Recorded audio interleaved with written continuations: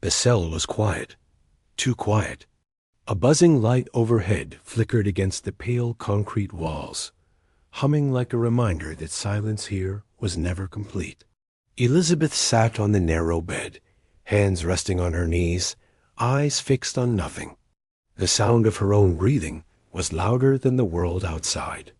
Once, people had leaned forward to hear every word she spoke. Once, her voice promised salvation, revolution, immortality. Now, the same voice whispered into an empty room that smelled of bleach and rust. It wasn't supposed to end like this. She had imagined her name carved into history, alongside Edison and Jobs, not printed on indictments and tabloid covers. The fall had been slow, yet merciless, like a rope tightening around her throat one day at a time. And as she stared at the trembling shadow on the wall, she wondered if the first knot had been tied long ago, in the quiet corridors of her ambition. She had been so young, 19, restless, intoxicated with the dream of bending the future to her will. Palo Alto was her stage, and Silicon Valley had always loved prodigies. She remembered the scent of burnt coffee lingering in Stanford's engineering labs, the hum of fluorescent lights above rows of machines, the murmur of professors who told her she was different, destined. She believed them. She had to. Because doubt was a crack in the armor, and she wanted to be untouchable.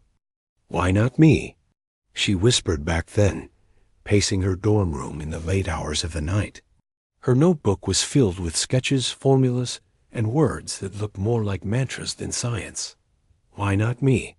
The idea was simple, seductive, perfect. A single drop of blood, a window into the body, a revolution in diagnostics. No more needles, no more waiting. Health at your fingertips. It wasn't just a product. It was a promise. Investors wanted to believe. They always do.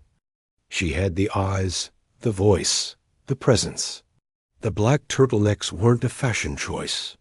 They were armor borrowed from icons, stitched with intention. Her voice dropped an octave, steady, hypnotic. She didn't just pitch an idea. She embodied it. In a world desperate for disruption, she was the chosen prophet.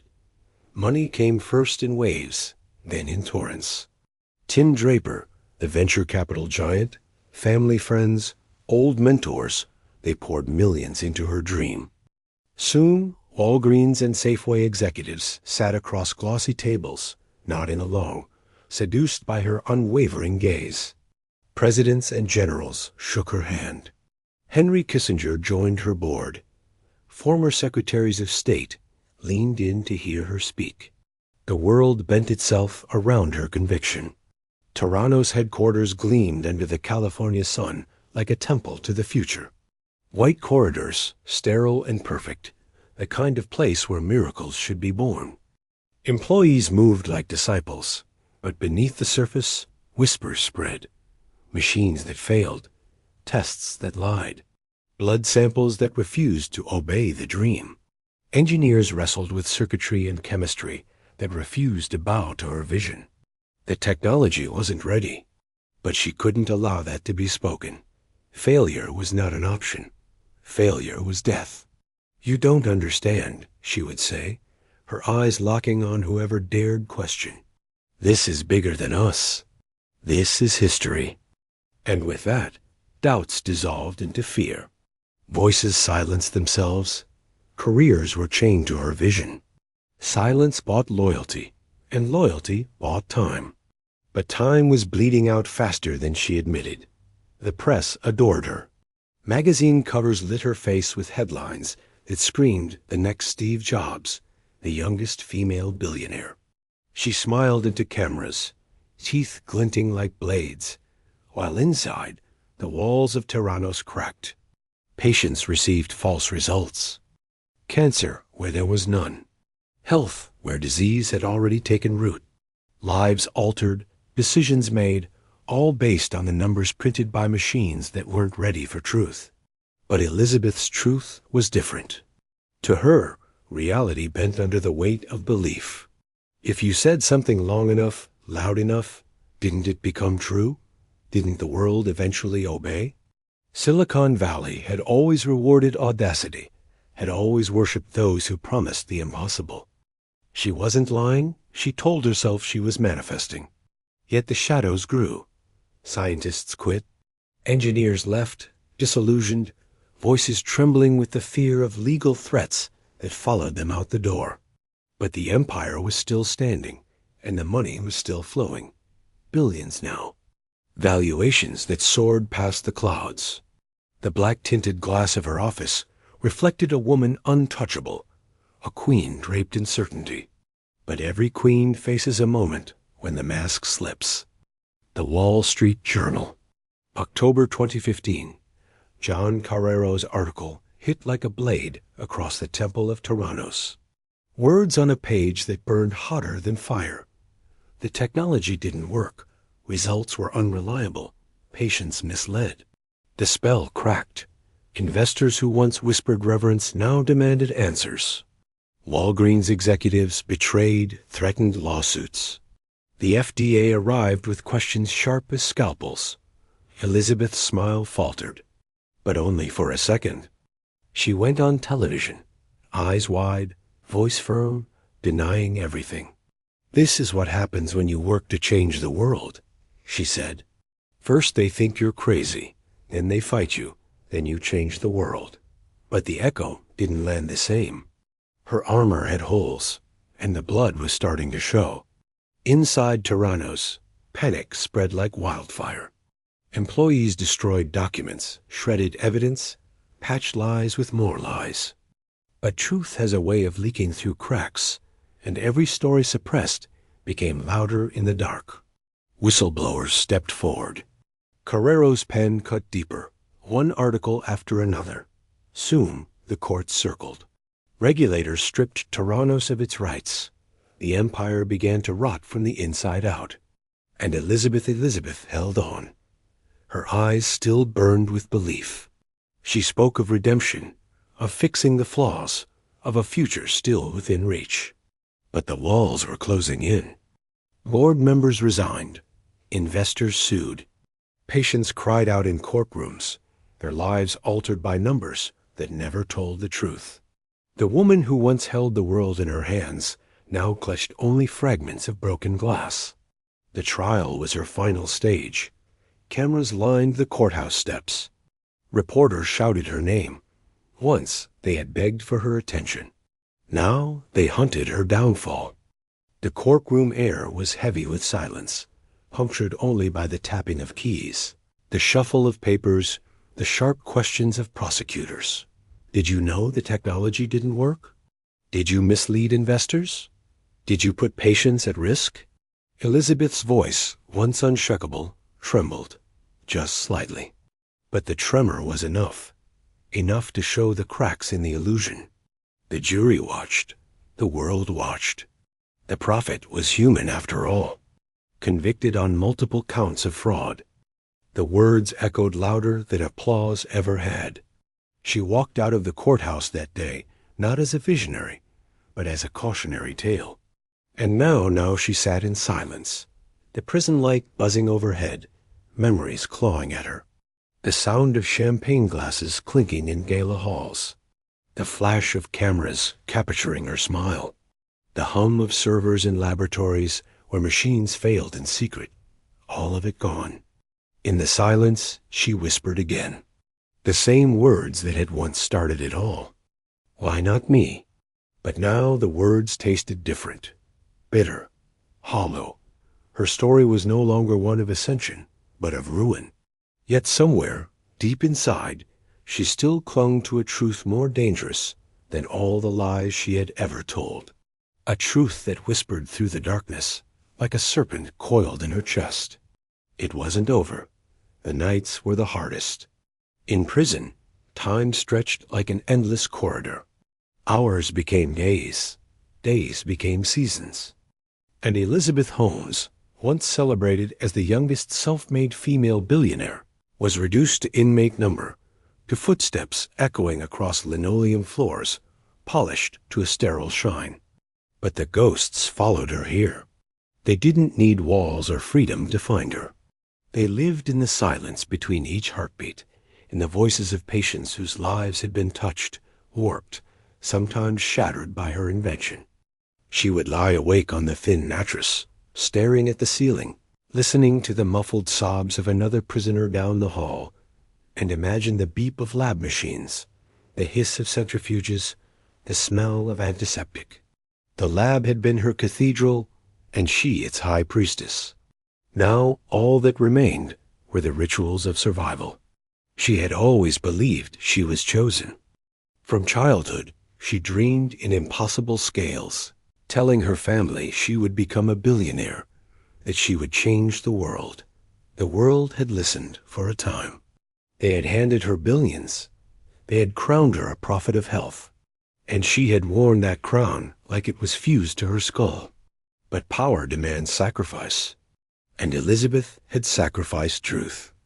The trial had revealed what she fought so long to hide: the doctored reports, the fake demonstrations, the machines that never worked as promised. Former employees spoke with voices heavy from years of fear. Some trembled on the stand. Others stared her down with the rage of betrayal.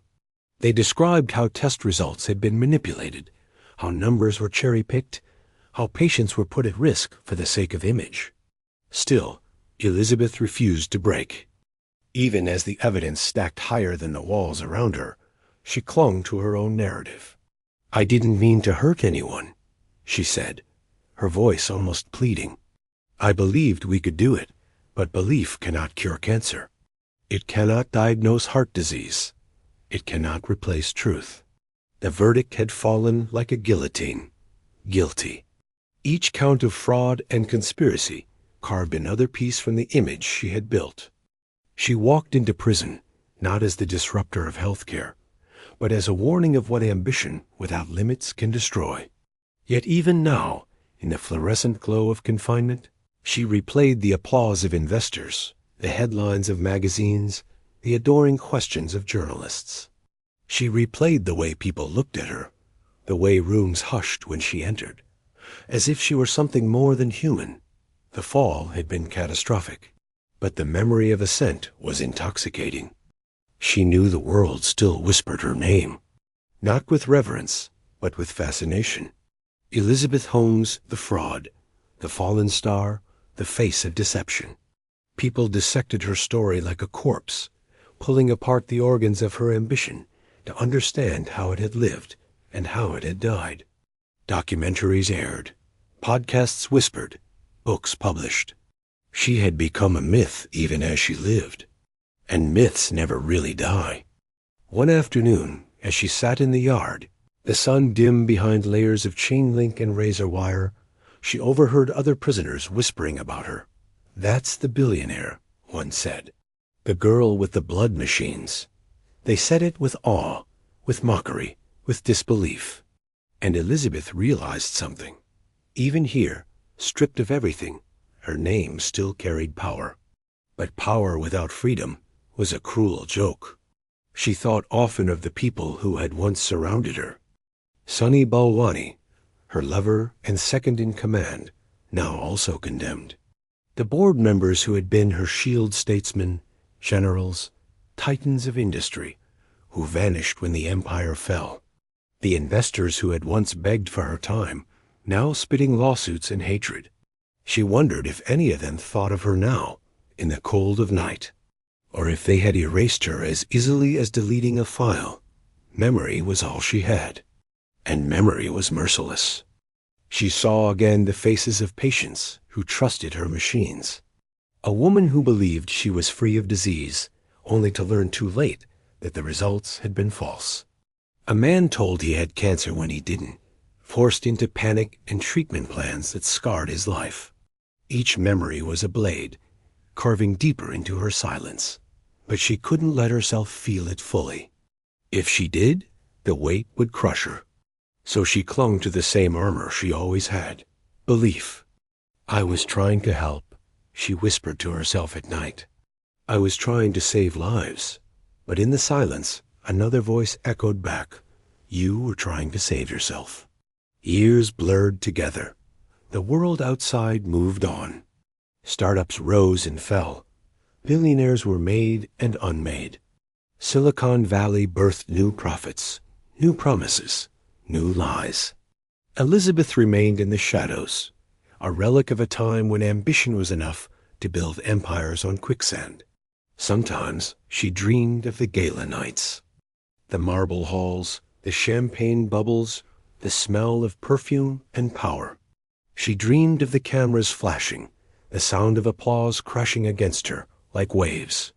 She dreamed of the moment just before the world began to unravel, when everything seemed permanent, unstoppable. In those dreams, she was still invincible, and waking was the cruelest punishment of all. Her reflection in the cracked prison mirror was no longer the face on magazine covers.